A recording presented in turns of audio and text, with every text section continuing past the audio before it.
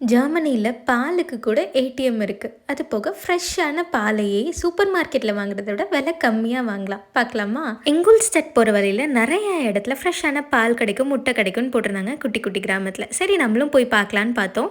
1 litre பாலோட விலை €1 தான். நீங்க வீட்லேருந்தே பாட்டில் எடுத்துட்டு வந்து கூட பிடிச்சிக்கலாம். நான் பாட்டில் எடுத்துட்டு போல, அதனால நான் வந்து அங்க வாங்கினேன். €1.3 இதோட பிரைஸ்.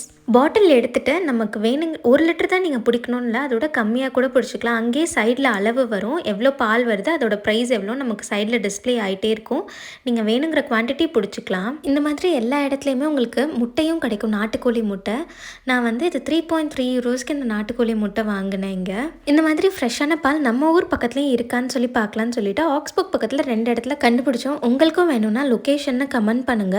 அதோட பிக்சர்ஸும் கடைசியா அந்த வீடியோல வரும். ஆக்ஸ்பர்க்ல ஒரு இடத்துல €1, இன்னொரு இடத்துல 1 லிட்டர் வந்து €1.2. நாளைக்கு இந்த ஃப்ரெஷ்ஷான பால்லேருந்து தயிர் பண்ண அந்த வீடியோ வரும், மறக்காம பாருங்க. ஸ்டே